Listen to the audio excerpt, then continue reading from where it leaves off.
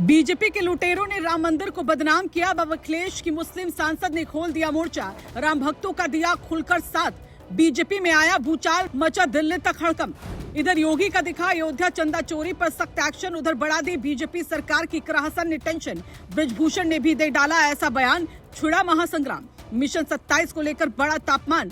अखिलेश के सिपाहियों ने आर पार की ठानी, इकरा हसन ने राम भक्तों के लिए लड़ाई लड़ने की ठानी। सामने आया सपा की शेरनी का ऐसा बयान, सियासी गलियारों में छाया बयान। अब आगे क्या होगा? न बयानों की बार, न आस्था से खिलवाड़। इकरा हसन ने भरी राम भक्तों के लिए हुंकार।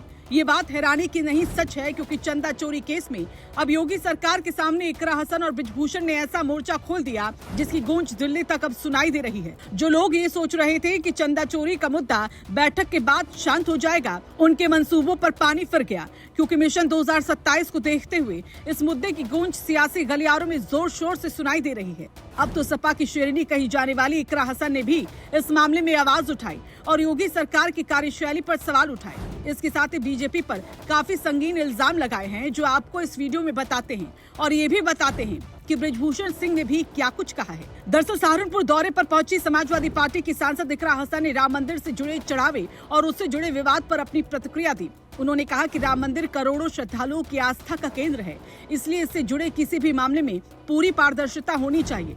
इकरा हसन ने कहा कि अगर जांच में किसी तरह की अनियमितता सामने आती है तो दोषियों के खिलाफ बिना किसी भेदभाव के सख्त कानूनी कार्रवाई होनी चाहिए। उन्होंने ये भी कहा कि फिलहाल उन्हें इस मामले की जानकारी मीडिया रिपोर्टों के जरिए मिली है और इसलिए पूरे मामले की निष्पक्ष जांच जरूरी है, ताकि लोगों के मन में किसी तरह का भ्रम न रहे। इसके साथ ही उन्होंने ये भी कहा कि बीजेपी के लुटेरों ने राम मंदिर को बदनाम किया, यानी अब ये मामला सिर्फ मंदिर प्रबंधन तक सीमित नहीं रह गया। राजनीतिक बयान भी लगातार सामने आ रहे हैं और हर दल अपनी अपनी राय रख रहा है। इकरा हसन ने यह भी कहा कि अब तक करोड़ों श्रद्धालु राम मंदिर पहुंच चुके हैं और बड़ी मात्रा में चढ़ावा आया है। ऐसे में उसके प्रबंधन और पूरे लेखा जोखा में पारदर्शिता होनी चाहिए। उन्होंने जांच कर रहे विशेष जांच दल से ये अपील की है कि जांच केवल तथ्यों और सबूतों के आधार पर हो तथा किसी भी तरह के दबाव से मुक्त रहे।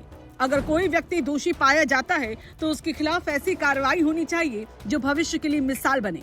उन्होंने मीडिया में सामने आई उन रिपोर्टों का भी जिक्र किया जिनमें सीसीटीवी और चढ़ावे के प्रबंधन को लेकर सवाल उठाए गए। उनका कहना था कि इन सभी पहलुओं की सच्चाई निष्पक्ष जांच के बाद ही सामने आनी चाहिए। इस बीच इस पूरे मामले पर अलग अलग नेताओं के बयान भी सामने आए।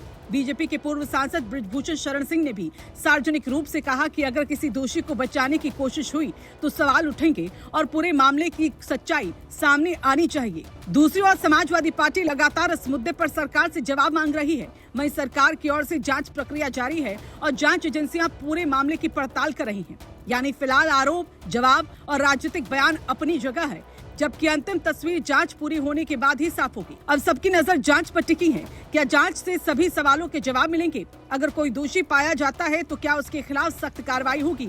इसका जवाब आने वाले दिनों में जांच रिपोर्ट और आगे की कानूनी प्रक्रिया से मिलेगा। तब तक ये मुद्दा उत्तर प्रदेश की राजनीति और सार्वजनिक चर्चा दोनों के केंद्र में बना रहने की संभावना है।